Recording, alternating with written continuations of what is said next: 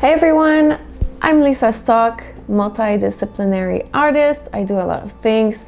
One of the things that I do is write stories. Yes, I have been writing stories since as long as I can remember, actually, because when I started drawing, which is the first thing artistically that I started to do, like most kids, I was already writing stories to go along with these drawings. So throughout my life, I kept writing and never really finished anything. Well, maybe when I was a kid, I did finish like first or second series of like comic books, more like manga. That's how I started, and of course my stories were not very deep. They became more and more with age, but now I am at a point where 10 years ago, I started writing my Trilogy series called Axys. It is currently written in French. I'm in Quebec and I did not have access to English school, so I studied in French. And so it is the language that I have more skill at when it comes to writing, especially. So there we go. And also it's going to be easier accepted here. Because most people are French. But I eventually am going to translate it in English. And yeah, so that's coming. Like I said, I started writing this 10 years ago. Actually, in 2013, I finished the first draft of Axys, The End of Illusion, which is novel 1. And I've written already 2 drafts of the second book, Revolution. And I wrote the first part of a draft for novel 3, Unity, during NaNoWriMo in 2018. So this story is pretty much established, built. I know where it's going. And well, throughout all of those 10 years, I've done many different versions and rewrites and cuts and all kinds of changes to Axys, The End of Illusion.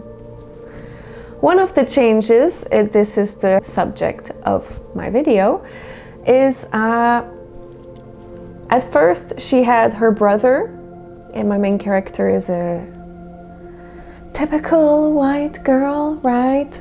Like the same trope everybody does, but I think a reason for that is that we are typical white females writing the story, and it's easier for us to imagine a story surrounding someone like ourselves without it being us, but someone like us. And also, well, I don't think it's our place to write as, let's say, black characters or different color characters when we don't know their realities. Well, where we can't relate or understand their realities, okay? So, so my main character had a brother. His name originally was Marco, and I later decided to make him black and her best friend. And his name is now Gabriel. So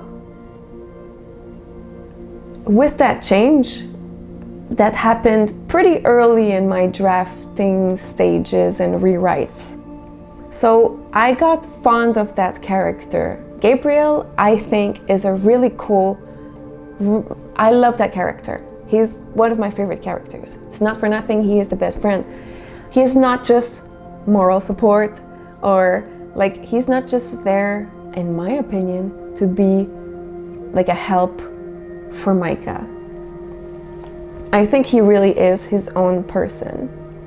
But I am going through my book again, and I'm also studying a lot of things at the same time surrounding books and, like I said, how people perceive them. And I've this morning researched about the black best friend trope, because of course I'm in it. It's in it. It's in my story.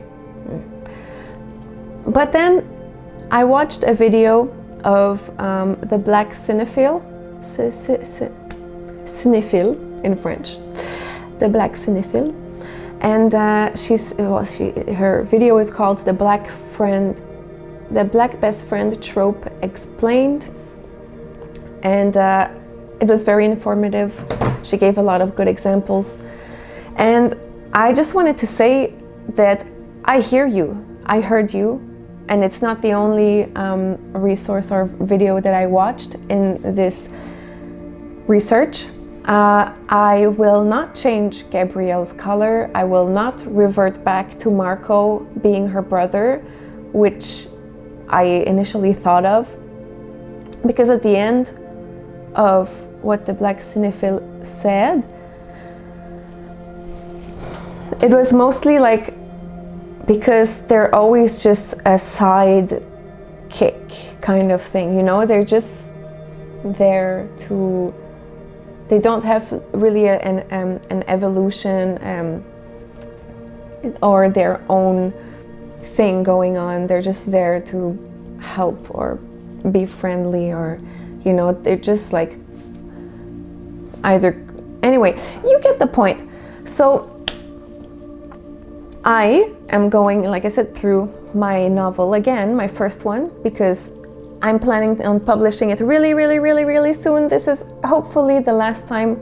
Well, no, it's probably not the last time, because I'm gonna get it edited, and then the editor will tell me, oh, you got this to change. So it's not the last time probably I'm going through it, but I'm going through it really like in detail, in deep, extended, extreme detail.